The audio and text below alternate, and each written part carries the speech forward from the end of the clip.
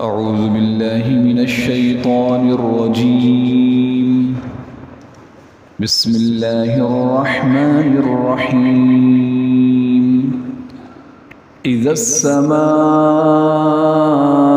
انشقت وأذنت لربها وحقت وإذا الأرض مدت وألقت ما فيها وتخلت وأذنت لربها وحقت.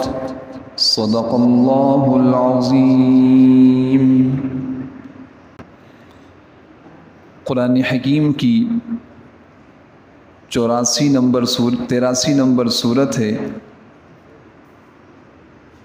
سورۃ الانشقاق. سورۃ الانشقاق، اس سورت میں 25 آیات ہیں، اور یہ سورت نبی کریم سرور دو عالم صلی اللہ علیہ وسلم کے مدینہ منورہ کی طرف سفر ہجرت سے پہلے نازل ہوئی ہے، اس لیے اس کو مکی سورتوں میں شمار کیا جاتا ہے. اس سورت کی 25 آیات میں سے ابتدائی 5 آیات کا ترجمہ و تفسیر آج کے درس میں بیان کیا جائے گا، اور اس کے بعد انشاءاللہ سورۃ القدر کا کچھ خلاصہ بیان کیا جائے گا، کیونکہ شب قدر بالکل قریب ہے. شب قدر کیا ہے، اس کی اہمیت و قدر کیا ہے، کیا اعمال ہمیں کرنے چاہیے، تو انشاءاللہ ان 5 آیات کی تفسیر کے بعد سورۃ القدر کی مختصر تفسیر اور شب قدر کے فضائل اور اعمال بیان کیے جائیں گے انشاءاللہ. اس سورت کا نام ہے انشقاق. انشقاق یہ شق سے ہے. شق کا لفظ اردو میں استعمال ہوتا ہے پھٹنا. فلاں چیز شق ہو گئی، پھٹ گئی، اس میں شقاق اور شقوق پایا گیا، پھٹن پائی گئی. تو یہ عربی زبان میں انشقاق کے معنی آتے ہیں پھٹنا. آسمان کے ایک خاص موقع پر پھٹنے کا ذکر اس سورت کی پہلی آیت میں ہے. اذا السماء انشقت، اسی لیے اس سورت کا نام انشقاق رکھا گیا کہ ایک خاص تغیر، ایک خاص پھٹنے کا ذکر ہے.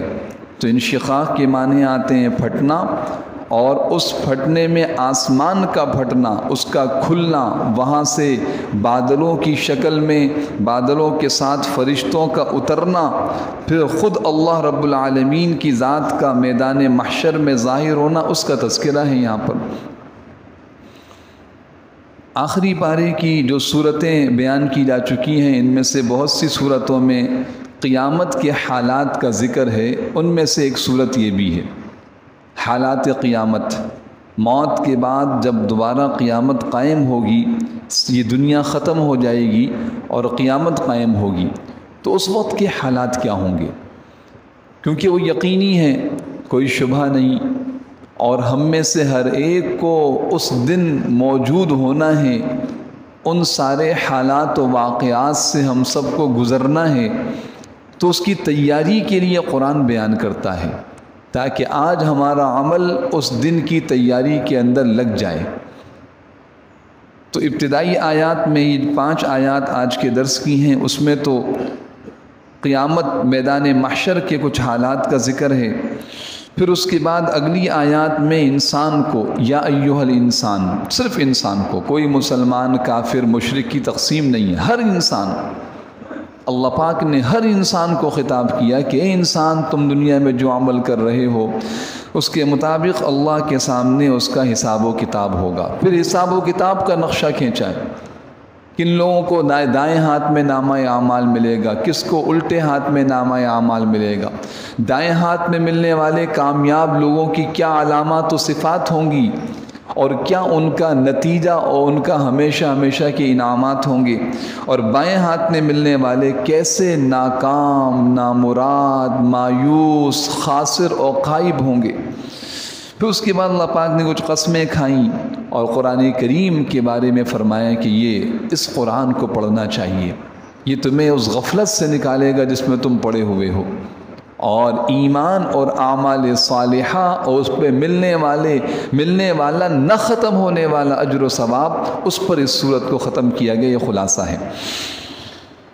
اللہ رب العالمین فرماتے ہیں پہلی آیت میں کہ یاد کرو اس وقت کو جب آسمان پھٹ جائے گا، اور آسمان اللہ کے اس حکم کو سنے گا۔ جب اللہ حکم دے گے پھٹ جاؤ تو یہ پھٹے گا، اور اللہ کے اس حکم کو سن کر مانے گا، اس پہ عمل کرے گا، اور آسمان کے لائق ہے کہ اللہ کی بات مانے۔ یہ نہیں ہو سکتا کہ اللہ کی بات کا انکار کر دے۔ یہ پہلی دو آیات ہیں۔ اس کے بعد فرمایا وہ وقت یاد رکھنے کے قابل، یاد کرو اس وقت کو جب زمین کو کھینچ کر پھیلا دیا جائے گا۔ جتنی زمین نظر آ رہی اتنی زمین نہیں ہوگی، اس سے کئی گنا بڑھ جائے گی۔ اس کو جس طرح ربڑ کو کھینچا جاتا ہے، حدیث میں آتا ہے آپ صلی اللہ علیہ وسلم نے ارشاد فرمایا زمین اس آیت کی تفسیر میں، زمین کو ایسا کھینچا جائے گا جیسے ربڑ کو کھینچا جاتا ہے، چمڑے کو کھینچا جاتا ہے، اور کھینچ کے اتنا پھیلا دیا جائے گا کہ آدم علیہ السلام سے لے کے قیامت تک آنے والا آخری انسان وہاں کھڑا ہو سکے۔ زمین میں اونچ نیچ ختم، زمین کے پہاڑ غار ختم، زمین کی تعمیرات و منزلیں، سیدھا ایک چٹیل میدان جس کو قرآن نے کئی جگہ بیان کیا، سورہ کہف میں بھی بیان کیا، وَإِنَّا لَجَاعِلُونَ مَا عَلَيْهَا صَعِيدًا جُرُزًا۔ ہم اس پوری زمین کو ایک چٹیل میدان بنا دیں گے، سیدھا میدان ہوگا، تا حد نگاہ انسانی انسان انسانی انسان۔ یہ کیا ہے؟ میدان محشر۔ یہ کون سا دن ہے؟ یوم الدین، یوم الجزا۔ یہ قرآن کریم کے الفاظ ہیں جو میں عرض کر رہا ہوں، یہ بار بار ہمارے سامنے آتے رہیں گے۔ یہ کیوں بیان کیا جا رہا ہے؟ کیونکہ مجھے آپ کو، ہر انسان کو یہاں کھڑا ہونا ہے، کوئی بچ نہیں سکتا، کوئی چھوٹ نہیں سکتا، کوئی بچ نہیں سکتا۔ واقعہ، قرآن کا واقعہ ذہن میں آئے، کوئی بچ نہیں سکتا سے۔ آج انشاءاللہ ہماری تراویح میں 20واں پارہ پڑھا جائے گا انشاءاللہ۔ 20واں پارہ میں بھی تلاوت کر رہا تھا، عجیب ایک آیت آئی، موسیٰ علیہ السلام کی اور فرعون کا واقعہ اللہ پاک نے بیان فرمایا، یہ آدھے پارے کے قریب قریب۔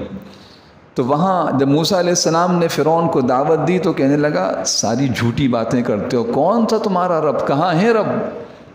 وقال فرعون، فرعون کہ یا حامان، اے حامان اپنے وزیر سے کہا کہ ذرا میرے لیے ایک اونچی سی سیڑھی بنا دو، میں اس سیڑھی پہ چڑھ کے دیکھوں، اطلع الی الہ موسیٰ، موسیٰ کے رب کو دیکھوں ذرا ہے کہاں، انی لأظنہ من الکاذبین، مجھے یقین ہے جھوٹا ہے موسیٰ، کوئی نہیں ہے اس کا رب۔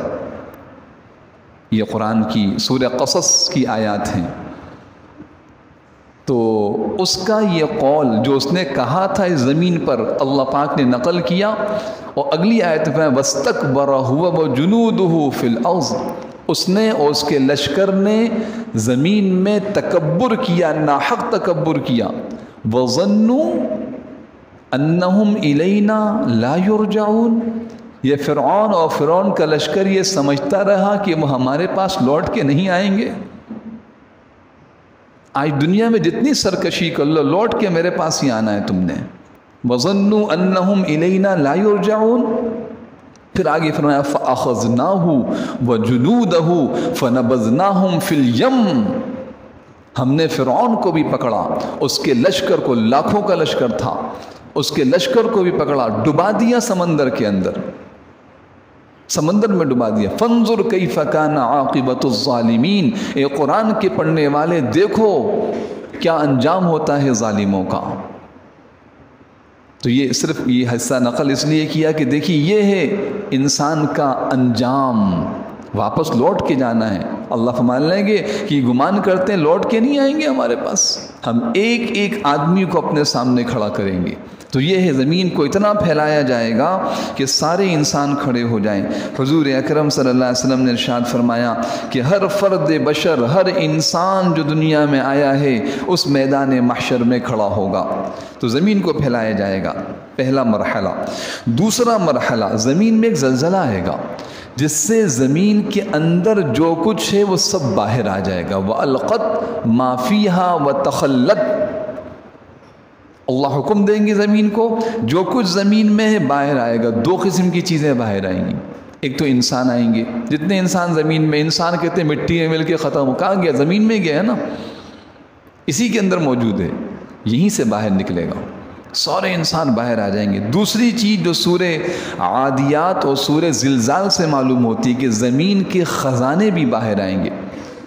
افلا یعلم اذا بعثر ما فی القبور وحصل ما فی الصدور، یعنی اندر سے باہر کیا نکلیں گے؟ خزانے، یہ بڑے بڑے لوہے کے سونے کے ٹکڑے، چٹانوں کی طرح سونا۔ اب دیکھیے اس میں دنیا میں جتنا سونا، جب سے دنیا بنی اتنا سونا ہے، کہاں جائے گا؟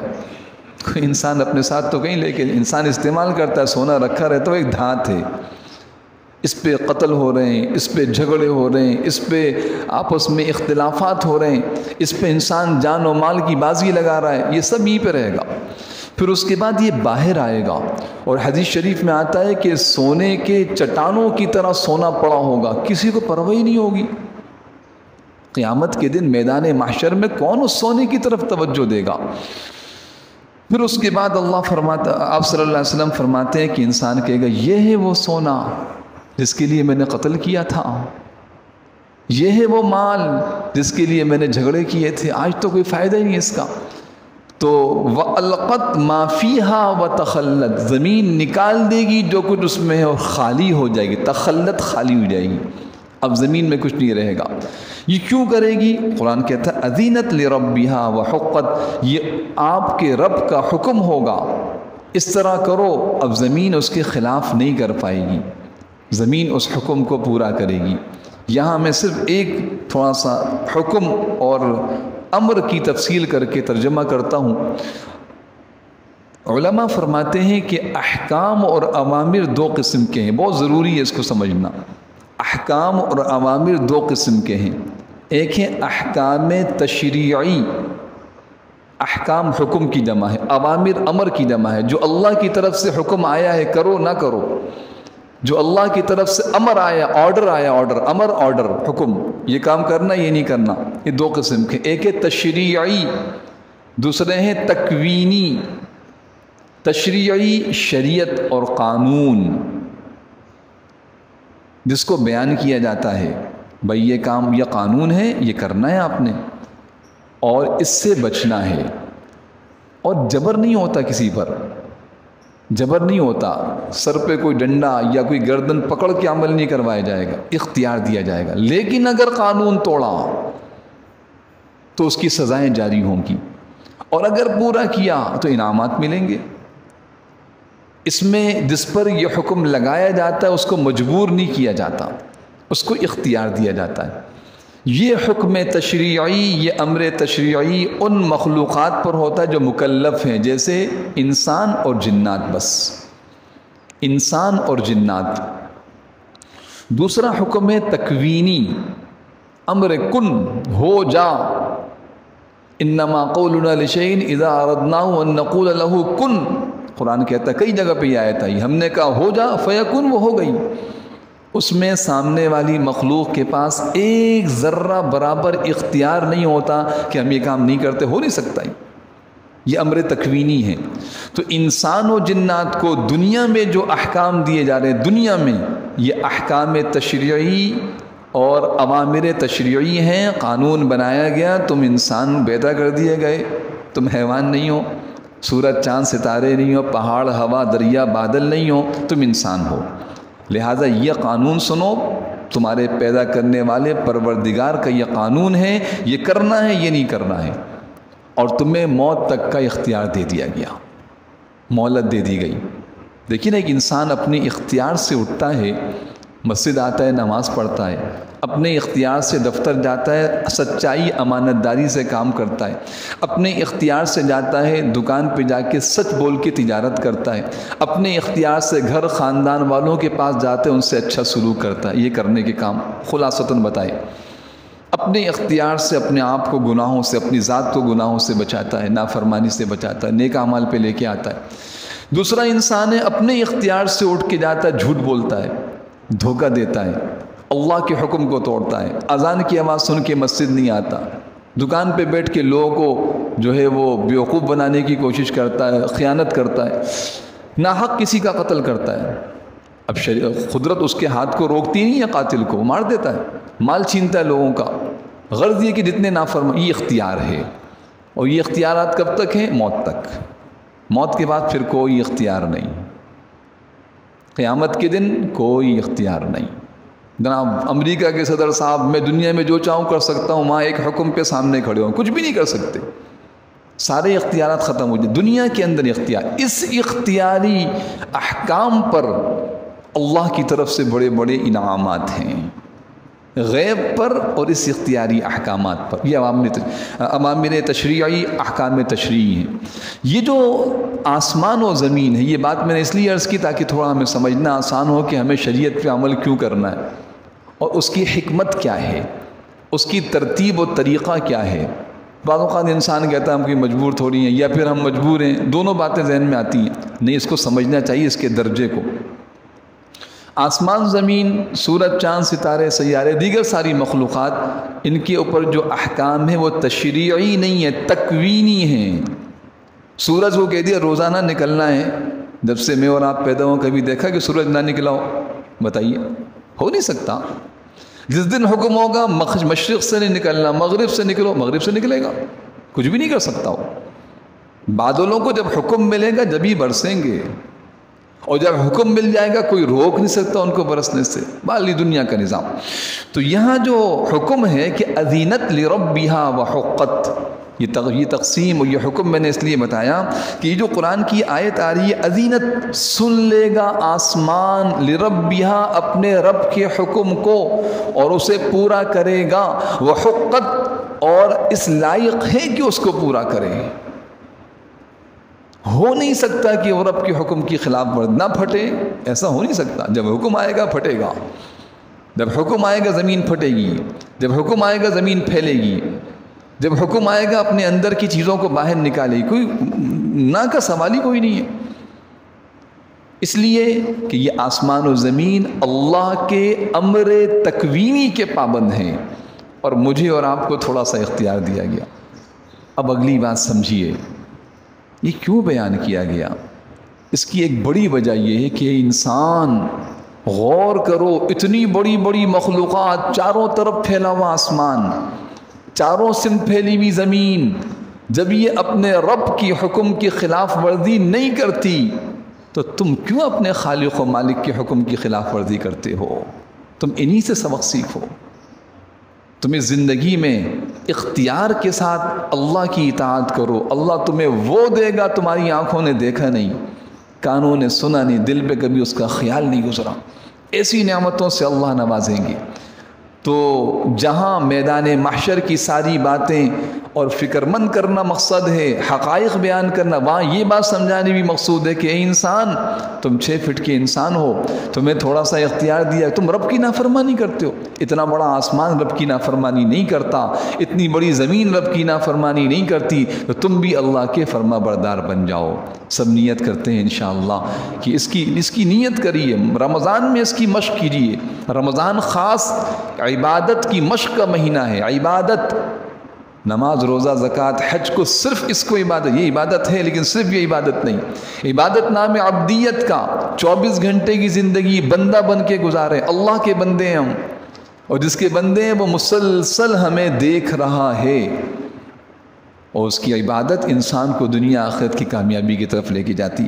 اللہ پاک ہم سب کو اپنے فرما بردار اطاعت گزار بندوں میں شامل فرما لے۔ ان آیات کے ترجمہ و تفسیر کو دیکھیے، اللہ پاک فرماتے ہیں سورۃ الانشقاق، اذا السماء انشقت، جب جس وقت، یہ وقت کو بیان کرنے کے لیے ہے۔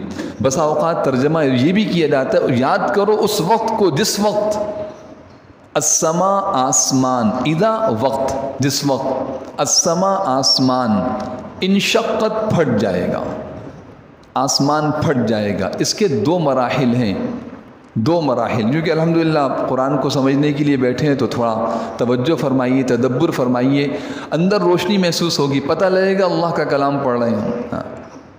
یہ دنیا والوں کا کلام نہیں ہے، یہ اللہ کا کلام ہے۔ آسمان 2 صورتوں میں پھٹے گا، 2 مراحل ہیں اس کے۔ پہلا تو یہ جو آسمان نظر آ رہا ہے، پہلے یہ پھٹے گا، پہلے یہ پھٹے گا۔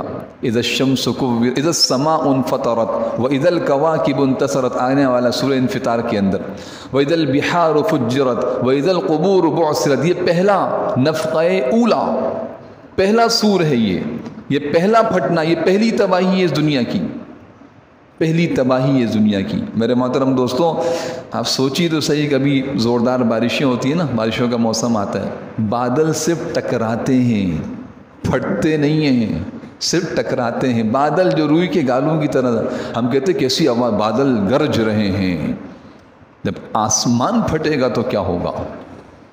اب آسمان، پورا آسمان پھٹے گا۔ اذا السماء انفطرت وَإِذَا الْكَوَاكِبُ انتثرت، یہ ستارے یوں جھڑ کے گریں گے، ٹوٹ کے گریں گے نیچے، ستارے ٹوٹ کے گریں گے۔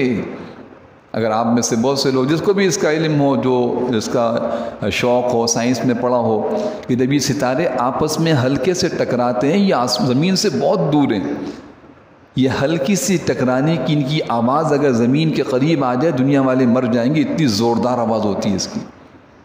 جب یہ ٹوٹ کے گریں گے تو کیا عالم ہوگا، وہ قیامت کا زلزلہ کتنا سخت ہوگا۔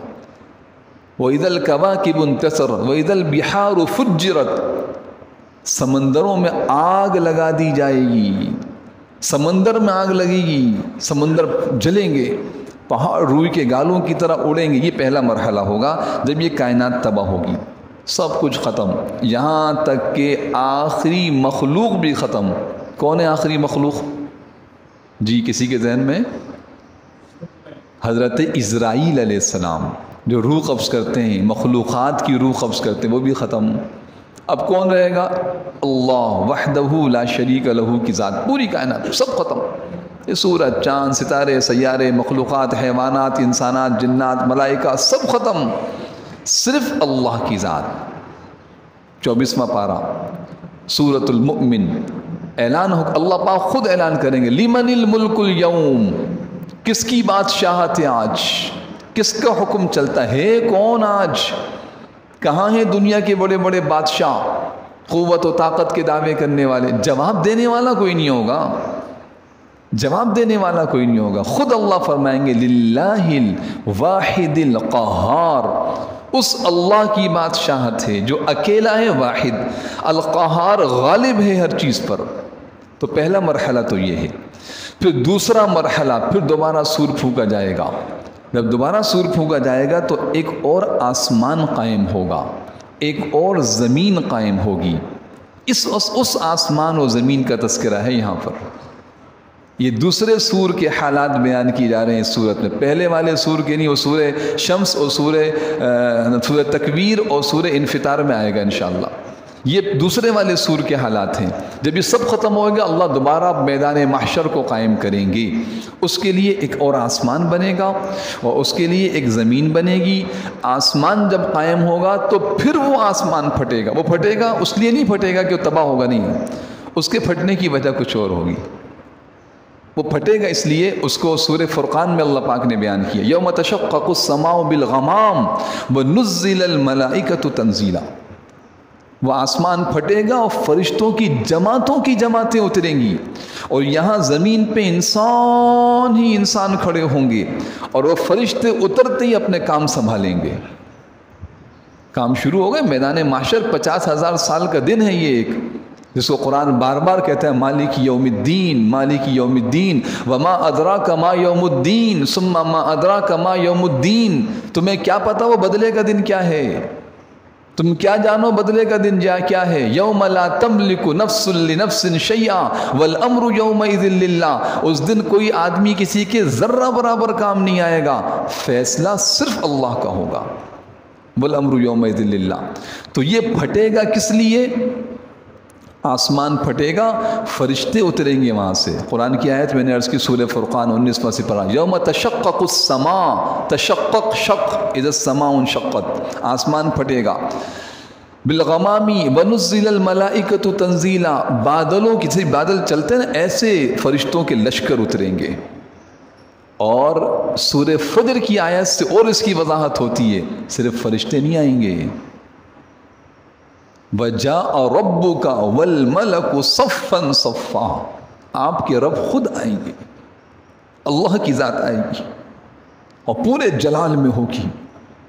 تو یہ آسمان جو پھٹے گا یہ فرشتوں کا، اور آیات سے معلوم ہوتا ہے کہ حق تعالیٰ کا نزول ہوگا، ہمت نہیں ہوگی کسی کے دیکھنے کی. وہ پھر تفصیل بعض احادیث میں آئے گی کہ اس وقت انسانوں کی حالت کیا ہوگی. ایک لمبا عرصہ گزرے گا، انسانیت پریشان ہوگی، کسی کے سامنے اتنی ہمت نہیں ہوگی کہ اللہ کے سامنے یہ کہہ سکے کہ یا اللہ حساب کتاب شروع کریں. اولو العزم انبیاء کے پاس جائیں گے، سب کہیں گے یا ربی نفسی نفسی. پھر امام الانبیاء سرور کونین صلی اللہ علیہ وسلم کے پاس آئیں گے تو آپ صلی اللہ علیہ وسلم بھی اللہ اپنے عرش پر جلوہ افروز ہوں گے، آپ سجدہ ریز ہو جائیں گے اللہ کی عرش پہ. یہ میدان محشر کا نقشہ جو احادیث سے، صحیح احادیث سے، قرآن کا افسانہ فلسفہ نہیں ہے، قرآن کی آیات ہیں سب کے اوپر، اور احادیث نبویہ مستند احادیث ہیں اس کے اوپر. تو حضور علیہ السلام ایسے سجدہ رکھ کر کے، اور حدیث میں آتا ہے سالہ سال گزر جائیں گے، کئی سال اسی طرح سجدہ، کوئی جواب نہیں. جب اللہ رب العالمین اپنے محبوب کو دیکھیں گے، اللہ کے غضب و جلال میں کمی آئے گی، اور پھر اعلان ہوگا یا محمد ارفع راسک سل تعطا واشفع تشفع. اے میرے حبیب سر اٹھائیے، اور جس کی شفاعت کریں گے ہم اس کی شفاعت قبول کریں گے، جس کے بارے جو سوال کریں گے آپ کو پورا کیا جائے گا. پھر اللہ رب العالمین کے دربار میں حضور علیہ السلام فرمائیں گے یا اللہ اب حساب کتاب شروع کیجیے. پھر حساب کتاب کا منظر یہ آگے آنے والا ہے اسی صورت میں. تو میں عرض یہ کر رہا تھا، بات یہاں سے چلی کہ جو آسمان نظر آ رہا ہے یہ آسمان دو حالتوں میں ہوگا. پہلے جو پھٹے گا یہ آسمان پھٹے گا، جو کائنات پوری ختم تباہ، کچھ بھی نہیں بچے گا. اس کے بعد دوبارہ آسمان جو قائم ہوگا، اس آسمان کے پھٹنے کا مقصد فرشتوں اور باری تعالیٰ کا نزول ہے، جس کو اس آیت میں بیان کیا گیا اذا السماء انشقت کے اندر. بات واضح ہو گئی بھائی؟ ہاں، تاکہ یہ آیت سمجھیں. اذا السماء، آگے یہ شبہ پیش آ سکتا ہے اذا السماء انفطرت کے اندر کہ آسمان پھٹ رہا ہے اور فرشتے آ رہے ہیں، اور وہ آسمان پھٹ رہا ہے، اس سے کیا مطلب؟ یہ دو مراحل ہیں، آسمان دو سور ہیں، دو نفخے ہیں. جی، اذا السماء انشقت، جس وقت آسمان پھٹ جائے گا. وَأَذِنَتْ، اذن کہتے ہیں عربی زبان میں کان کو، اذن. اذنت سن لے گی زمین، یہ آسمان سن لے گا. کیا سن لے گا؟ لربہا، اپنے رب کے حکم کو. پھٹ جا، وہ پھٹے گا، حکم سنے گا. وحقت، ترجمہ لکھا ہے یہاں پہ، اس پر لازم ہے کہ یہی کرے. حق یہ ہے، لائق یہ ہے، اس پہ لازم یہ ہے کہ اللہ کی بات کو مانے. وہ نہیں کر سکتا اللہ کے حکم کے خلاف کچھ بھی. وَأَذِنَتْ، اور سن لے گا. لِرَبِّهَا، آسمان اپنے رب کے حکم کو اور مان لے گا. سننے سے مراد یہاں کامل سننا، سننا اور ماننا. سننے سے مراد کامل سننا ہے. کامل سننا اس کی وضاحت بھی عرض کر دوں. ہمارے یہاں کیا کہتے ہیں؟ ارے میں نے کہا تو تھا لیکن سنی انسنی کر دی. بھائی اتنی اہم بات کی لیکن انہوں نے تو گویا کہ سنا ہی نہیں. تو اصل سننا کیا ہوتا ہے؟ جس پر عمل کرنا پایا جائے. تو یہ اذینت کے معنی وہ سننا ہے کہ وہ سن کے بعد بھی مانے گا، یہ نہیں کہ خالی سن لے گا. وَأَذِنَتْ اس لیے ترجمہ کیا ہے، اور پروردگار کا حکم سن کر مان لے گا. وحقت، اور اس پر لازم ہے کہ یہی کرے. ترجمہ حضرت فرماتے ہیں اور وہ یعنی آسمان اپنے پروردگار کا حکم سن کر مان لے گا اور اس پر لازم ہے کہ یہی کرے. وحقت کے ترجمہ حقیق، لازم، حق یہ ہے کہ اس پہ عمل کرے. یہ آسمان کے بارے میں ہوا. کیوں ہوا اس کی تفصیل آ گئی. آگے دیکھیے آیت نمبر 3. وَإِذَا الْأَرْضُ مُدَّتْ، اور جب زمین کو کھینچ دیا جائے گا. مدہ کھینچنا، مدید. اذا یاد رکھو اس وقت کو. کیا وقت ہوگا؟ اذا الارض، جب زمین مدت اس کو کھینچا جائے گا، پھیلایا جائے گا. میں نے عرض کیا دوسرا مرحلہ ہے. پہلے زمین کو کوٹا. اذا رجت الارض رجا وبست الجبال بسا. اذا زلزلت الارض زلزالها واخرجت الارض اثقالها. یہ وہ مرحلہ ہے پہلا والا سور، جب زمین بالکل ٹوٹ پھوٹ کے ختم ہو جائے گی. ابھی تو زمین کہتے ہیں بھائی یہ 40 سیکنڈ کے لیے ہلی تو لاکھوں کی تباہی ہو گئی، لاکھوں افراد مر گئے. ہم نے سنا ترکی میں زلزلہ آیا شام میں، بھائی یہ 7.4 7.8 اس کی شدت محسوس کی گئی، اور یہ چند کتنے سیکنڈ کے لیے؟ 30 سیکنڈ، 40 سیکنڈ، منٹ نہیں. اور جب پوری زمین کو کوٹا جا، قرآن اذا رج، سورہ واقعہ کی آیت ہے، اذا رجت الارض رجا، جب زمین کو کوٹا جائے گا، ہلایا جائے گا پوری طاقت سے، کیا بچے گا بھائی؟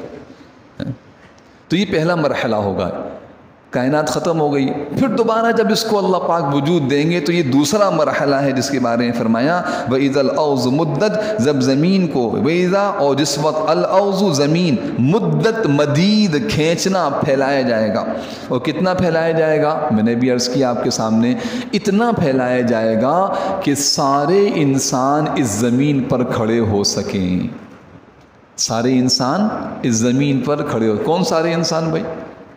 جو آدم علیہ السلام سے لے کر آدم علیہ السلام کو لے لیجئے، پہلے انسان، اور قیامت تک آخری بچہ، آخری انسان جو زمین پہ پیدا ہوگا اس کو شامل کر لیں۔ کوئی تعداد گن سکتے ہیں ہم؟ تعداد نہیں گن سکتے، گنتی نہیں ہو سکتی، ان کی پتہ ہی نہیں، ہمارا علم ہی ناقص ہے، ہم کہاں سے آج کے انسانوں کی صحیح مردم شماری نہیں ہو رہی، تو سارے انسان دنیا کے کیسے گنے جا سکتے ہیں؟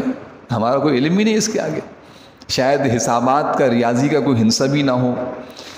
تو وہ زمین پھیلائی جائے گی، پہلا مرحلہ، زمین پھیلا دی گئی، وَأَلْقَتْ، اور اس کے اندر مَا فِيهَا، القت، القا کرے گی، نکالے گی، الٹے گی، باہر نکال کے پھینکے گی، ماں، ہر اس چیز کو، فیہا، جو اس زمین میں ہے، وَتَخَلَّتْ، اور خالی ہو جائے گی۔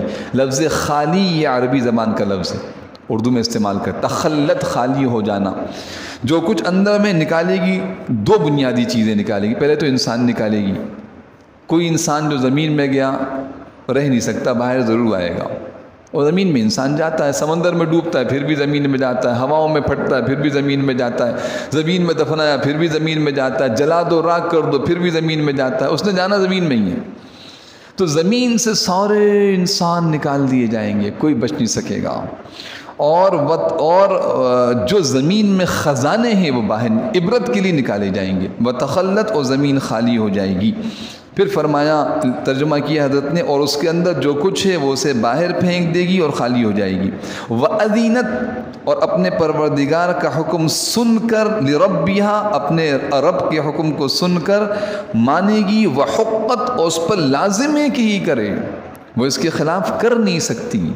ایسا نہیں ہو سکتا کہ اللہ حکم دے وہ نہ کرے، ایسا نہیں ہو سکتا، اس لیے کہ وہ احکام کی دو قسمیں جو میں نے بیان کی، احکام تشریعی انسان کے لیے ہیں دنیا کے اندر موت سے پہلے تک، احکام تکوینی ساری مخلوقات کے لیے آج بھی ہیں، اور میرے اور آپ کے لیے کل ہوں گے میدان محشر میں، عالم برزخ میں۔ میری نہیں چل سکتی، چلے گی اسی کی، جو اختیار ہے وہ بھی ختم ہو، کوئی اختیار نہیں ملے گا۔ اللہ اکبر۔ تو یہ حالات اس لیے قرآن بیان کر رہا ہے کہ دیکھو یہ سارے حالات آنے یقینی ہیں، کوئی شبہ نہیں ہے۔ کل چیزوں کی قیمت کیا ہوگی اس میں شبہ ہو سکتا ہے، کل بارش ہوگی نہیں ہوگی اس میں شبہ ہو سکتا ہے، کل سورج نکلے گا نہیں نکلے گا، ابر ہوگا، کل میرے ساتھ کیا حالات ہوں گے پتہ نہیں، لیکن یہ حالات یقینی ہیں، اس میں کوئی شبہ نہیں۔ جب یقینی ہے تو اس کی تیاری کا آج وقت ہے، کل وقت نہیں ملے گا۔ تو سب نیت کرتے ہیں بھائی، اللہ پاک نے ہمیں رمضان کا مبارک مہینہ عطا فرمایا ہے، اسی لیے عطا فرمایا ہے کہ ہم اپنے آپ کو عبادت اور اطاعت پر جمائیں۔ یہ مہینہ اپنے آپ کو عبادت پہ، اطاعت پہ، فرما برداری پر، اللہ کو پہچانیں، اللہ کے احکامات پہ چلیں۔ روزہ اس لیے رکھوایا جا رہا ہے، تراویح اس لیے پڑھائی جا رہی ہے تاکہ ہمارے اندر کا جذبہ اللہ کی اطاعت و فرما برداری، اللہ کو راضی کرنے کا بنے۔ تو سب نیت کرتے ہیں کہ آخری سانس تک انشاءاللہ اللہ کی عبادت و اطاعت کریں گے، اور اللہ کی نافرمانی ہو جائے تو معافی مانگیں گے۔